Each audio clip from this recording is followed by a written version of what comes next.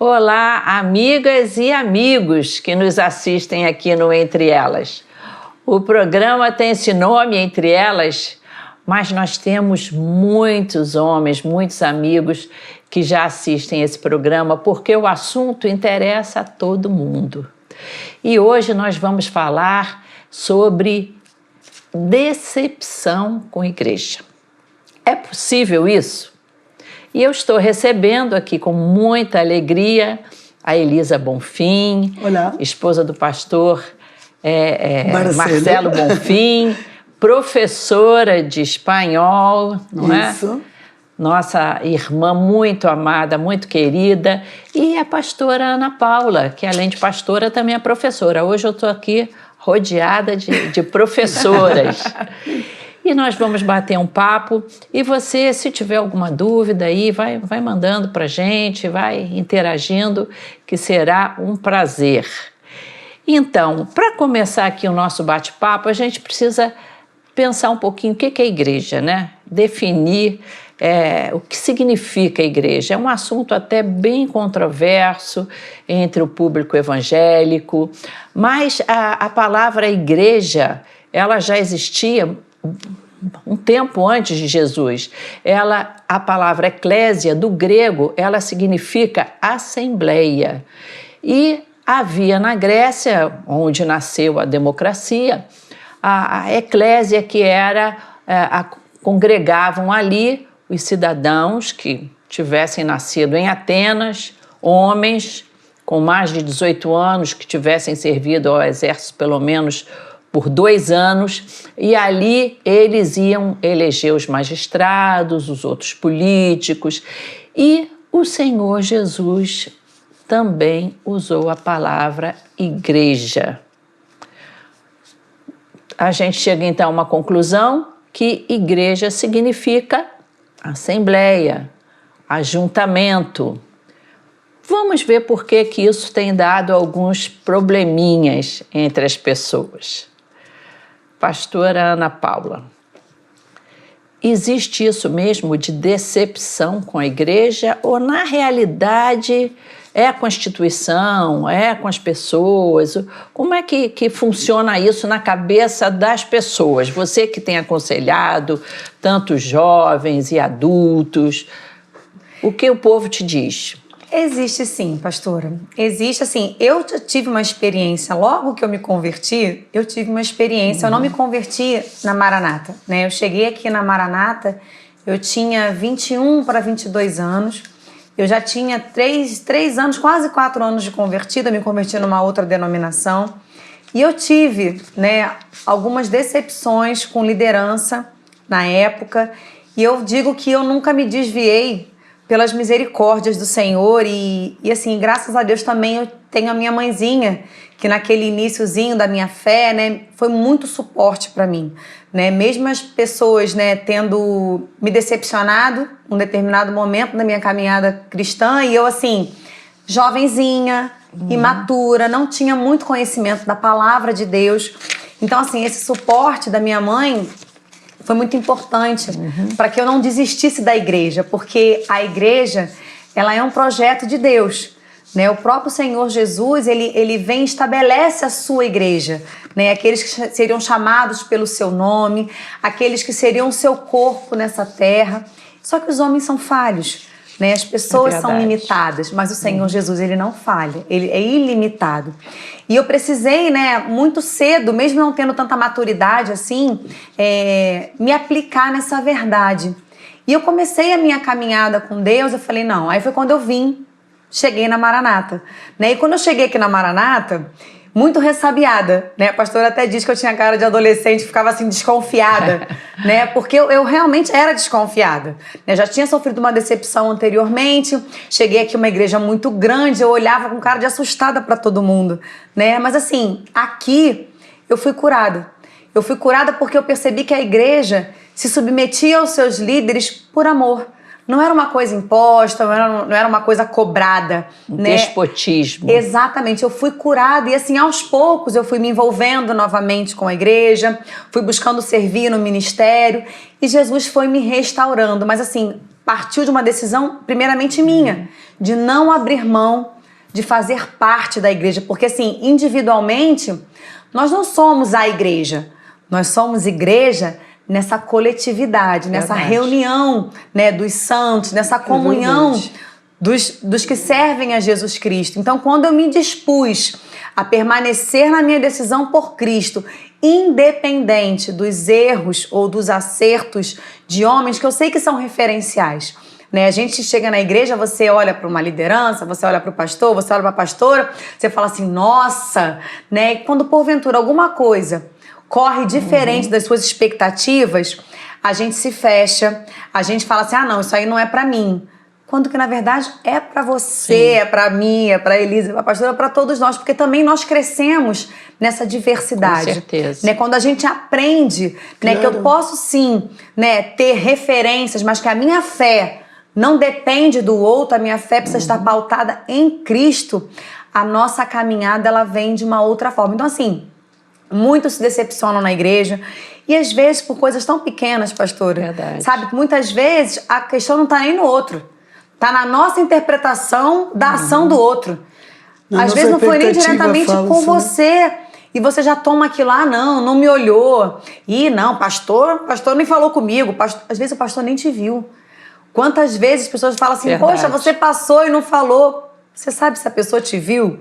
Sabe se foi com você? Então a gente às vezes pega alguns, falam da geração do mimimi, né? Esses mimimizinhos, e a gente às vezes se magoa por coisas que não necessariamente nem eram diretamente ligadas a vocês, mas às vezes são coisas que machucam sim, mas independente das circunstâncias, nós precisamos ter essa certeza de que a igreja é um projeto que nasceu no coração de Deus e que nós não podemos desistir desse projeto. É verdade, A igreja é um lugar onde corre o sangue puro de Jesus em veias humanas. Exatamente. Não é?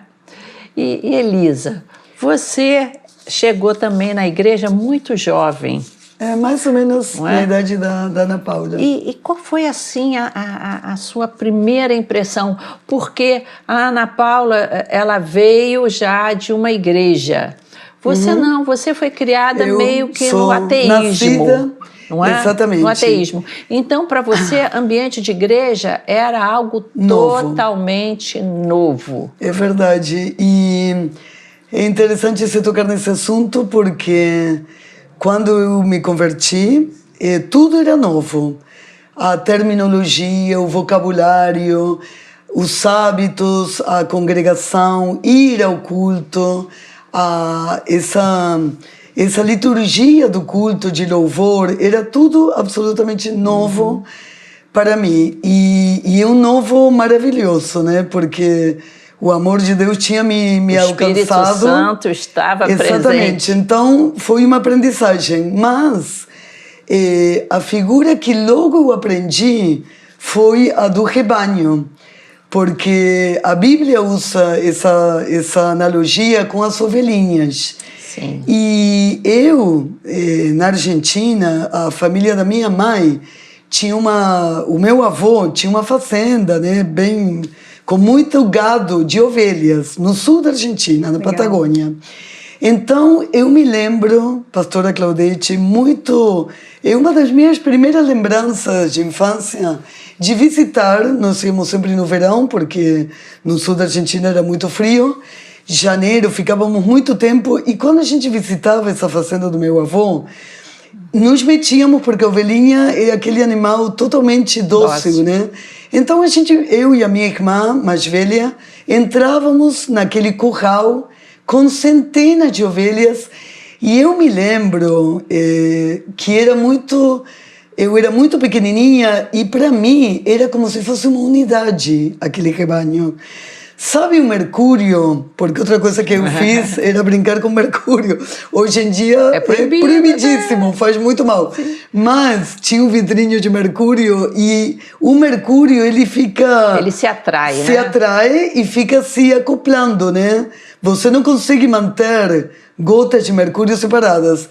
E eu pensava, na minha ingenuidade, que as ovelhas eram um corpo só. porque a gente não conseguia, nós conseguíamos atravessar o rebanho, mas logo aquela metade menor dava Corria um jeito outra. de ir para outra. Eu estou imaginando isso, está tão bonito. Linda cena. Então, assim, era uma brincadeira que a gente fazia de correr e elas logo ficavam segregando. Eu falava, mas elas são ou elas são várias? E elas se escondiam, né? Você, no rebanho assim amontoado, aglomerado, não tem Covid para as ovelhinhas, elas escondiam a cabeça dentro da lado as outras e formavam realmente uma massa. E eu, assim, ficava nessa dúvida, elas são várias que ficam amontoadas ou elas são um corpo? Isso é igreja. Isso é igreja. Linda ilustração. E a ovelhinha, e eu até hoje gosto muito de ovelhinha, e eu me sinto ovelhinha, e eu acho que essa característica, né, que é uma coisa que vem já na essência da ovelhinha, Deus colocou no homem, né, desde Adão. O homem não foi criado por Deus, mas ele viu como criador que não era bom que o homem fosse solitário, né? Um ser solitário. Uhum. Então, isso faz parte do nosso DNA, né? É muito lindo. Ana Paula, hoje a gente vive um momento em que existe uma tendência, né? Principalmente agora nós estamos em meio à pandemia, as pessoas não podem estar na igreja, a nossa igreja está mantendo o afastamento, cumprindo os regular, protocolos, né? Um afastamento bem acentuado mesmo.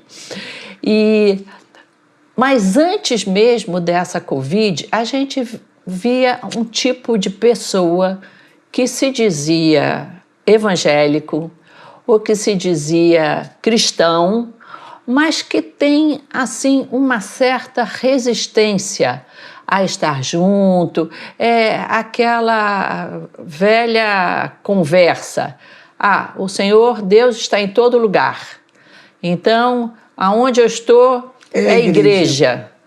Qual é a refutação que a gente tem bíblica para essa turma, né? Que em vez de ser ovelhinha, está preferindo aí ser um animalzinho solitário. Ovelhinha solitária. Não quer se juntar com as outras, né? Eu não sei, existe um dos grupos dos felinos, né?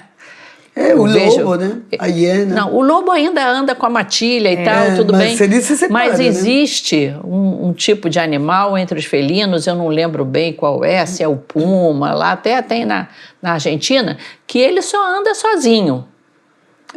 São mais solitários, né? O que será que passa, pastor, eu lembro assim, nesse coração desse povo? O autor da carta aos Hebreus, ele já fazia essa exortação, né? Não deixando de congregar como é de costume de alguns. Então, assim, esse movimento, né, de não congregar, de servir ao Senhor. Vou servir a Deus na minha casa. Não claro, é de hoje, né? Todos nós servimos a Deus na nossa casa, porque a gente não serve a Deus só quando a gente se reúne. A gente serve a Deus em todos os lugares que nós estamos, a começar pela nossa casa, né? Porque não adianta também você vir à igreja, né, para você cultuar a Deus se você não cultua a Deus no seu dia a dia. Sim. Porque o tempo que a gente passa na igreja, ele é bem inferior aos demais tempos que a gente aplica ao longo da semana. Até o teu trabalho secular. A gente serve a Deus no trabalho, a gente serve a Deus na família, a gente serve a Deus na faculdade, a gente serve a Deus em todos os lugares que nós temos acesso, porque a nossa vida é para serviço do Senhor, né? Para que a gente seja a igreja, próximo, né? Fazendo parte desta congregação que compartilha dessa vida que recebeu do seu Senhor. Então a gente compartilha em tudo quanto é lugar. Mas assim, esse já era um movimento, acredito eu, né, comum naquele contexto para o autor da carta aos Hebreus estar vindo com essa exortação ao povo. Olha, não deixem de congregar. Porque assim, muitos já haviam deixado esse hábito de estar juntos. Mas assim, não é que Deus esteja somente na igreja, mas Deus criou a sua igreja, né, com membros, porque nós individualmente somos membros do corpo de Cristo. O corpo é o quê? É o todo, né? Quando toda, né, a igreja está reunida, o corpo está completo. E a igreja, gente, ela está espalhada pelo mundo inteiro. Essa analogia do corpo eu acho muito legal, porque qualquer parte do corpo separado do Exatamente. corpo nos causa terror. Exatamente. Não é verdade? Não, e não né? subsiste. Sim, eu uma parte costumo solta. até lembrar da mão, né, da família Addams. A Quem mãozinha. lembra, né, aquela mão que ficava na mesinha assim. verdade. É uma coisa assim meio asquerosa. E então não é normal Não é saudável, quando a né, gente pastor? pensa, né, Não na é igreja saudável. como Não é natural, Quando né? a gente entende, né? O apóstolo Paulo usa muito essa figura do corpo, né? Exatamente para exemplificar essa interdependência entre os membros. E a diferença. Exatamente. Assim, Não é? o dedinho, né? Ele não é igual, né, à orelha ou ao antebraço, mas assim, todas as partes são de fundamental São importância. importantes. Tem parte que a gente nem dá muita importância para ela. Mas se você tiver uma cutículazinha encravada num dedo mindinho, É verdade. gente, primeiro que ele dá aquela inchadinha, né? E depois aquele bichinho fica latejando, você fala assim, gente, uma coisa tão pequenininha, mas incomoda, porque é assim, porque o corpo todo, ele precisa estar em harmonia. E um depende do outro. Por mais distante que a mão esteja do pé, né, pela organização do corpo, eles são interdependentes. Então, assim, a gente precisa compreender que se é uma orientação bíblica, não é uma Precisa coisa ser desnecessária. Tudo É que está na verdade. Bíblia, a própria palavra já nos ensina, né, que toda a Escritura, ela é apta para ensino. Então, assim, se está na Bíblia que nós não devemos deixar de congregar, é porque existe uma importância crucial Com certeza. nesse congregar. E há É poder. verdade. Isso que eu ia falar agora. Eu lembro Há poder. daquele versículo E que toda benefícios, Santa né? Ceia, o pastor Paulo, ele recita junto com a igreja, né, no momento da celebração da Santa Ceia, né, que está em 1 João, no capítulo 1, no verso 7. Se andarmos na luz, como Cristo na luz Amém. está, temos comunhão uns com os outros. E o sangue de Jesus Cristo, seu Filho, nos purifica de todo pecado. Então a gente percebe o quê? Há poder na comunhão da igreja. Com certeza. E quando os membros deste corpo, eles andam em comunhão, eles estão andando na luz de Cristo. Ou seja, se nós não estamos andando em comunhão, complete o raciocínio. Né? Porque assim, é uma verdade. dimensão de poder de Deus, né? Totalmente direcionada para essa comunhão dos membros do seu corpo. Com certeza. E embora a gente entenda esse conceito de igreja local, de estar junto, se fala muito da universalidade Da igreja com I da maiúscula, igreja. né? Sim. E aí eu venho lembrar de você outra vez, Elisa. Eu lembro que logo você Que me teve um converti. encontro com Jesus, você precisou ir para a Argentina, não é? Na verdade, eu ainda morava na Argentina. Eu Sim. estava aqui de férias, né?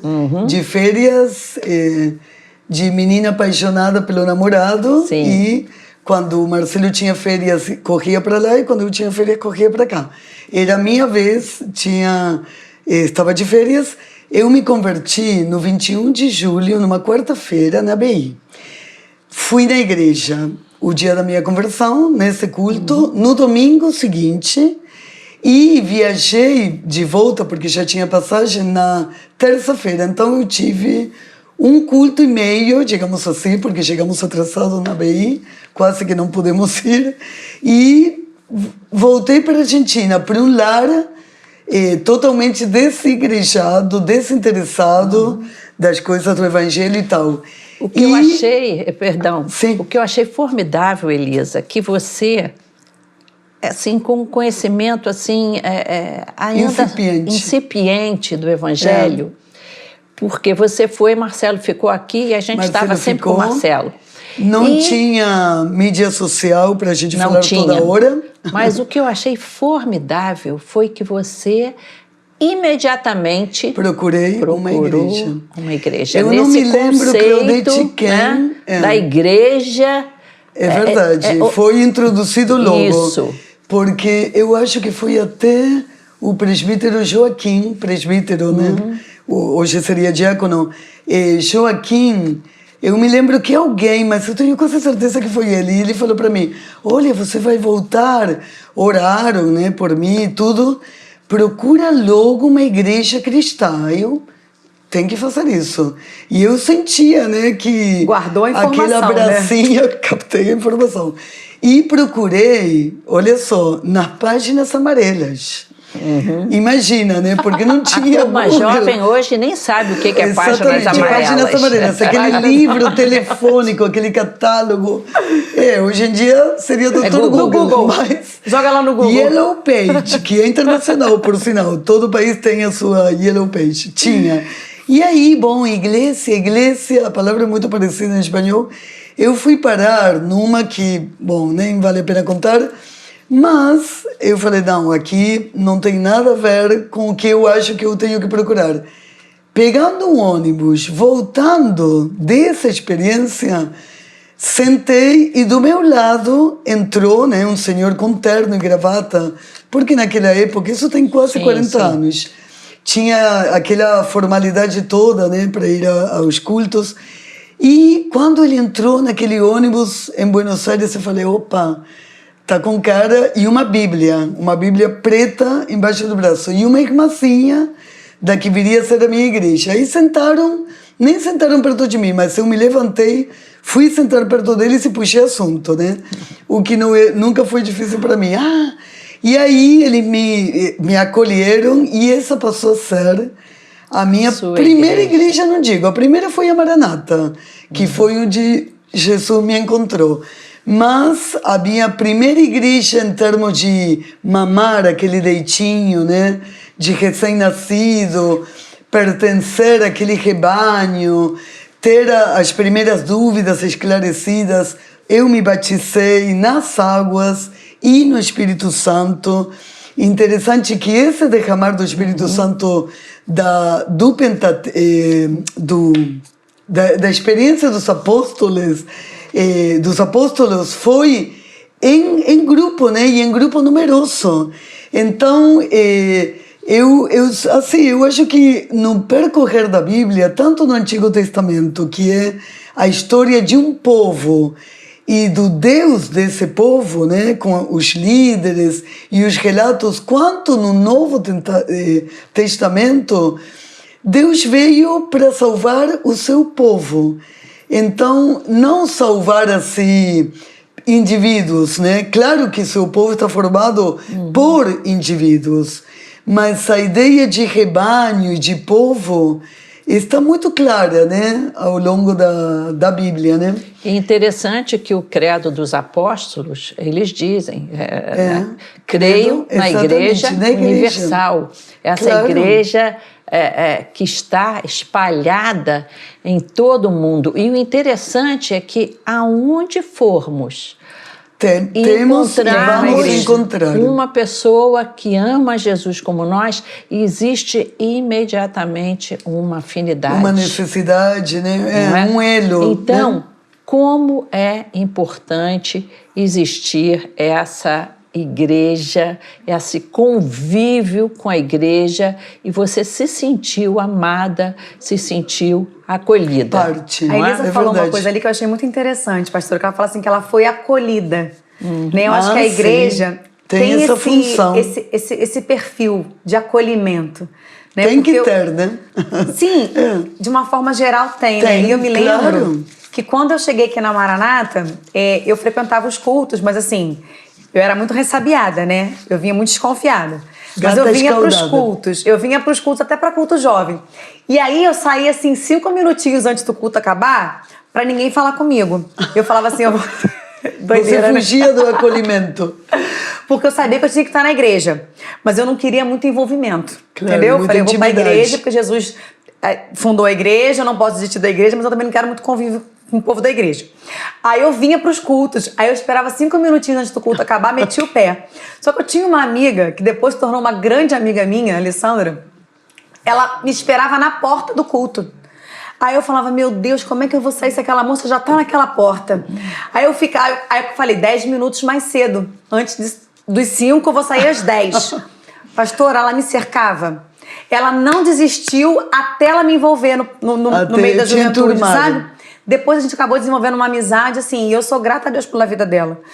Porque ela não desistiu de me acolher, de me apresentar aos demais jovens. E ali eu fui me envolvendo, passei a fazer parte do ministério, e assim foi. Você achou que isso te ajudou a criar raízes? Muito, pastora, muito. Porque assim, como eu estava ferida e machucada por conta de uma decepção numa outra denominação, assim, né, é difícil você não projetar. Né? É difícil você não ficar desconfiado. Por mais que você saiba, assim, que a igreja, né, é um projeto de Deus, você está ferido, você está machucado. Mas acontece que ali a culpa, nesses casos, a culpa não é de Deus. Não, claro. Eu sabia que não era do Senhor. Existe o ser humano. Mas quando a gente está ferido, a gente fica sensível.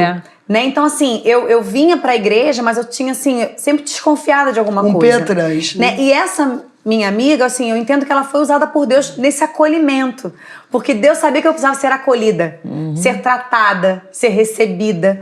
Né? E aconteceu isso comigo. Né? Ela me acolheu, ela me apresentou para os jovens. Assim, ela percebeu que eu saía mais cedo. Ela ia para a porta me esperar. Só tinha uma porta funcionando. Eu falei, meu Deus, por onde que eu vou sair agora?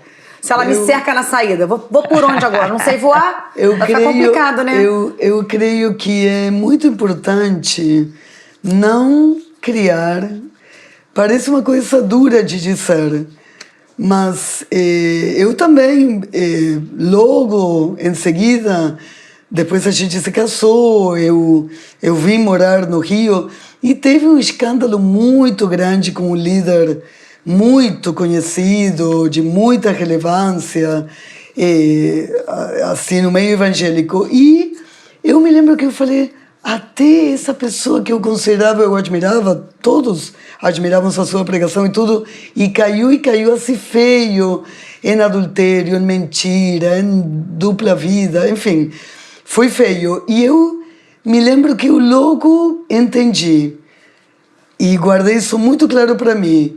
Olha, Elissa, porque o que é a decepção? É uma combinação da surpresa, alguma coisa vinda de quem você não espera, no caso um líder, né? As expectativas que você exatamente. Tinha, né? E a pena, é um sentimento de uma mistura muito ruim, de surpresa e de pena, de lamentação. É um sentimento doloroso, ruim. E essa decepção, virou logo um aprendizado para mim, uma lição. E eu me lembro de eu falando comigo mesma, olha, Elissa, se você colocar expectativas nos homens, seja quais forem estes homens, reverendo, pastor, apóstolo, bispo, semideus, você vai se decepcionar e você vai acabar entrando em conflito com essa decepção. Então, coloca todas as expectativas no Senhor Jesus, porque Ele não decepciona. Isso, a esperança não nos decepciona. É verdade. E o Deus da esperança não nos decepciona. Homem, pode que sim, pode que não. É um pouco ruim dizer isso, porque não é para a gente não confiar no próximo. A gente renova a confiança, renova a nossa admiração. Eu admiro, posso falar, centenas de pessoas que eu admiro, a quem agradeço imensamente, que foram líderes, foram espelhos para mim e são até hoje, inclusive meu marido, entre outros, Pastor Paulo, pastoras aqui presentes.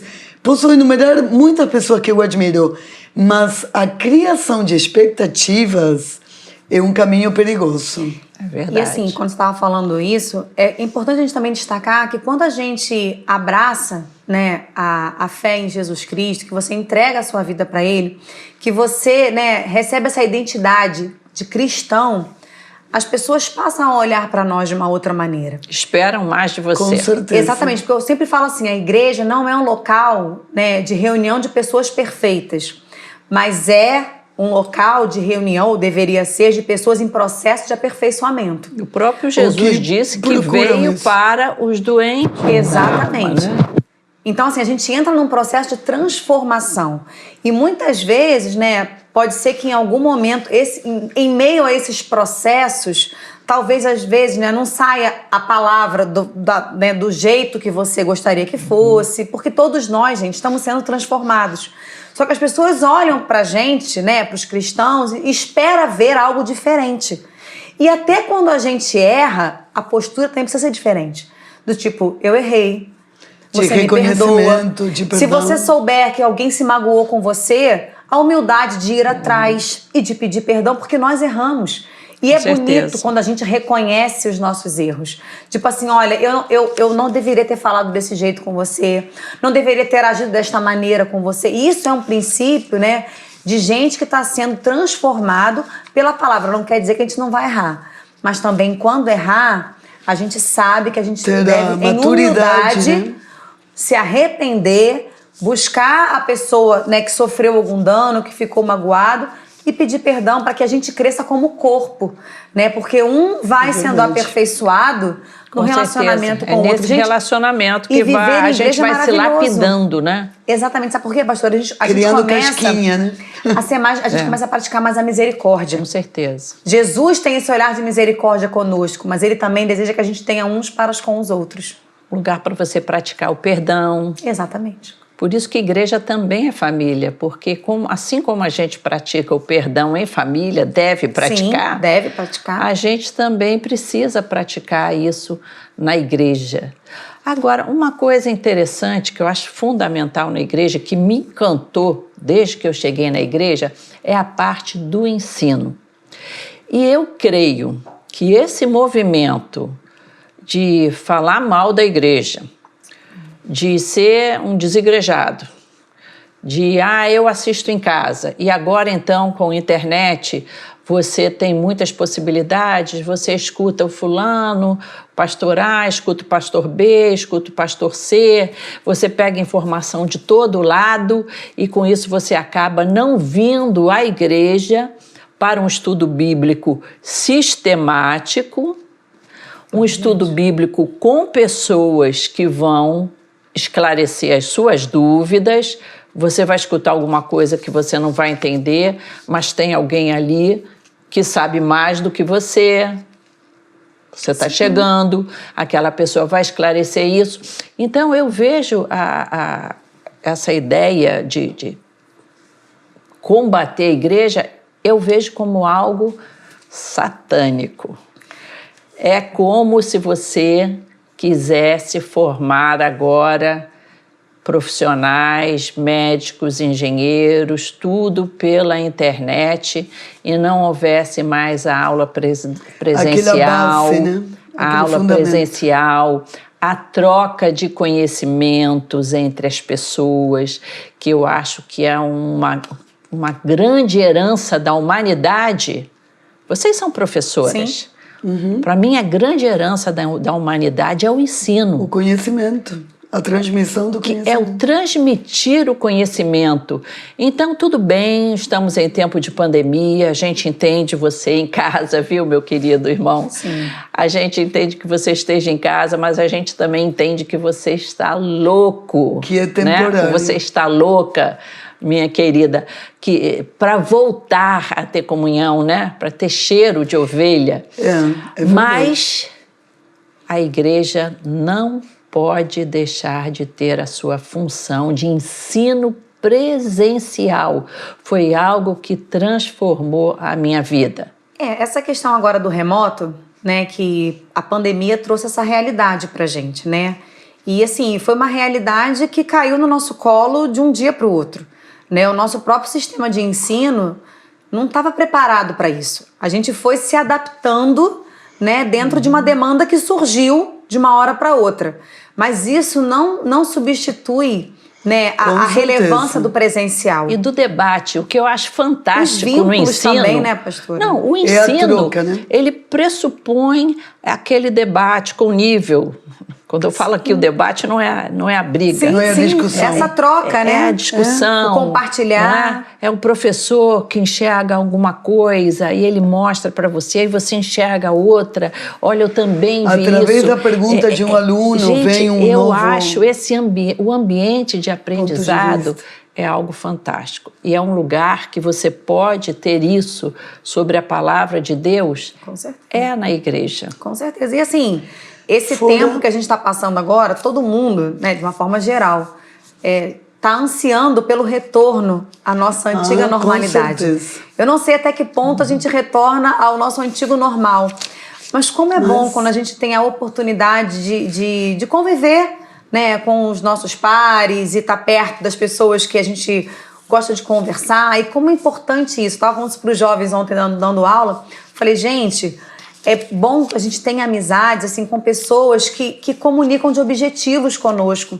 Porque assim, se você é um jovem cristão, que você quer servir a Jesus, gente, seja amigo de pessoas que queiram andar com Jesus, porque ele vai te ajudar. Porque um ajuda o outro. Porque assim, se eu ando com a Elisa, tenho o mesmo objetivo que a Elisa, o dia que a Elisa estiver um pouquinho mais desanimada, eu falei, não, Elisa, vamos junto. Né? Eu vou contigo. Não, a gente vai chegar, a gente vai conseguir. Porque um dá força pro outro.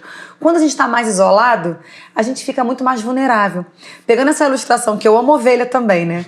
Dessas ovelhinhas, vocês tentavam, né, passear pelo meio delas, ou seja, a brincadeira era separar elas. A brincadeira era separar elas, né? Só que assim, elas se juntavam. Né? Então, assim, elas se fortaleciam quando elas estavam juntas. E aí vocês não conseguiam passar no meio delas. Isso, assim, eu tava te ouvindo, eu fiquei pensando assim, existe também uma disfarçada brincadeira, que aí não é de crianças, de querer separar o rebanho do Senhor. De querer afastar, de querer se infiltrar no meio. Pra quê? Pra trazer dano. Ali era uma brincadeira. Só que quando a gente tá mais isolado, nós somos presas mais fácil, a gente tá vulnerável emocionalmente.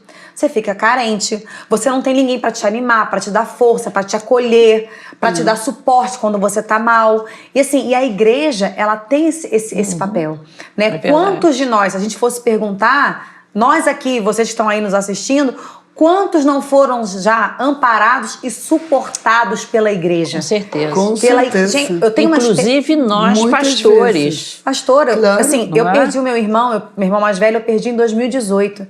Gente, a igreja nos carregou no colo. Nos carregou no colo. Eu lembro até hoje, assim, tinham 2 irmãos, eles iam todo dia no hospital. Na hora da visita do CTI, eles não podiam entrar. Gente, levar um café e um docinho para os meus pais. Pastora, aquilo ali me constrangeu em amor tão grande que eu falei, gente, é o carinho do Senhor. Isso é a igreja. Pastora, assim, não podiam fazer nada, mas assim, alguma coisa sempre tem para ser feito. Às vezes você não pode arrancar a dor do peito do outro, mas alguma coisa sempre pode ser feita. E como que a igreja se faz presente nesses momentos? Com certeza. De passar com a gente, de sustentar a gente, de levar a gente no colo, literalmente. Agora, a Ana Paula, você falou, você trabalha muito com jovem. Sim. Também. E muitas vezes o jovem e até outras pessoas têm uma visão distorcida de que a igreja é um lugar para ser frequentado só por pessoas que estão muito santificadas. É que eles chamam de, como é que fala? Beato, né? Eles falam carolas, beatos, né? Eu brinco, uma geração de muitos filhos quase parecidos com Jesus. Não é? Que todo mundo que está lá é carimbo de Jesus. Daí a decepção. Mas eu acho que isso é uma visão errada da igreja. Total. A igreja é hospital. Por isso que muitas pessoas que chegam a mim e dizem assim, eu não estou em condição de frequentar a igreja. Eu estou andando por uns caminhos aí meio diferentes. Estou muito puro, é o momento ideal para ir. Eu não estou no momento, eu preciso acertar algumas coisas na minha vida para voltar para a igreja. Eu costumo dizer, vai como você está. Vá do jeito que você está. Exatamente. Os pecadores chegavam a Jesus como eles estavam. E ele recebia essas pessoas com misericórdia. Quem tinha dificuldade eram os fariseus, os que se achavam santos demais, que se aproximavam de Jesus para querer mudar a visão de reino do Senhor. Sim. Mas os pecadores encontravam ensinamento, cura. Então, é uma visão muito distorcida você achar que tem que parar de ir à igreja. Até vai cacarecado, como se diz, não é? Mas vai. Ferido. Eu lembro, quando eu me converti, eu tinha um pouco essa visão. Né? Eu falava assim, não, eu vou me batizar quando eu deixar de fazer algumas coisas. Né? Aí a minha mãe falava assim, minha filha, você crê em Jesus Cristo como seu Senhor e Salvador? Eu falei, creio. Você já entregou sua vida para Jesus? Eu falei, já. Ela, então você está apta para o batismo, minha filha. Está pronta. as demais coisas o Senhor vai organizar na sua vida. Porque eu tinha, você falava assim, não, mas eu tenho que deixar de sair, eu tenho que deixar de não sei o quê. Na verdade, tudo isso foi consequência da minha decisão de me batizar. Eu achava que tinha que ser o inverso. Primeiro eu tinha que deixar de fazer um monte de coisa, né, para eu tomar uma decisão pública do batismo, né? Mas quando eu entendi que o batismo, ele era uma confissão pública daquilo que eu já tinha feito dentro do meu coração, eu falei, não, então eu vou me batizar. Com o meu batismo, a minha consciência foi sendo transformada pelo estudo da palavra, né, convivendo com outros cristãos. E aí eu fui começando a ter a minha vida em processo de transformação. Mas muitos pensam isso também, pastora. Mas na verdade, assim, não é que nós somos santarrões. Muito pelo contrário. A igreja é uma comunidade, né, de pessoas que se reúnem com a certeza de que precisam demais de Jesus Cristo. Porque todos nós estamos nesse processo de dependência, de transformação, de crescimento, de aperfeiçoamento, e todos dependemos exclusivamente de Jesus Cristo. Da graça e da misericórdia. Meninas, o tempo vai passando rápido. Gente, passou muito rápido. Muito rápido, né? Dei até uma olhadinha aqui pro relógio. Tem um relógio aqui, gente. E para terminar esse nosso bate-papo, eu queria fazer uma pergunta para a Elisa, e ela vai me responder assim, com precisão. Bom. Elisa, com certeza tem alguém que está nos assistindo aqui, que está longe da igreja.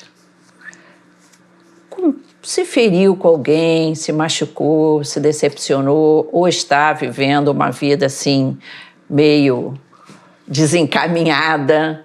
Então, quando chega na igreja, escuta aquela mensagem, gente, a carapuça entra tanto que a pessoa fica desconcertada por dentro. Contaram para o pastor aí o que fiz. Tá? O que você diria para esse querido ou querida que está nos assistindo e que está meio longinho da igreja? Eu diria que volte o mais rápido possível, que venha, porque os braços do Pai estão muito, muito abertos para receber essa pessoa que talvez esteja precisando experimentar de novo, dar um espacinho no coração para saudades, né? Quem experimentou a comunhão plena do Espírito Santo sabe o que é. E sabe que não há o bem olhar, maior. Né? E pedir a Deus que te dê um olhar diferenciado. Exatamente. E olhar, não aqui, né, para o raso, mas olhar para o alto, que não nos decepciona. Amém, amém. É isso, meus irmãos. Lá em Apocalipse, o Senhor diz, eis que estou à porta e bato. Ele é muito elegante, o Senhor. Ele bate, ele não arromba a porta. Se alguém ouvir a minha voz e abrir, eu entrarei e cearei com ele. Aquela refeição do fim do dia, para os íntimos, para a família. É essa comunhão que o Senhor espera que você tenha com Ele e com a sua igreja, com a noiva dele. Olha, não fala mal da noiva de Jesus não, que Ele não gosta. Venha estar conosco. Se você já pode, venha estar. Se você não pode, queridos, nós entendemos perfeitamente. Eu sei que você está aí na sua casa e seu coração está conosco aqui na igreja. Eu sei que você tem sido fiel nas suas ofertas, os seus dízimos. Nós te agradecemos por isso, porque a igreja está conseguindo continuar, fazer esses programas todos por causa da sua fidelidade. Você depois vai ver aí as contas, como você pode fazer essa sua oferta, mas não deixe de amar a comunhão. Amém. Nós aguardamos que muito em breve a gente vai poder ser como esse rebanho de ovelhinhas que a Elisa falou. Fiquem com Deus, que Deus abençoe vocês. Amém. E que vocês possam amar profundamente a igreja do nosso Senhor e Salvador, Amém. Jesus Cristo. Amém.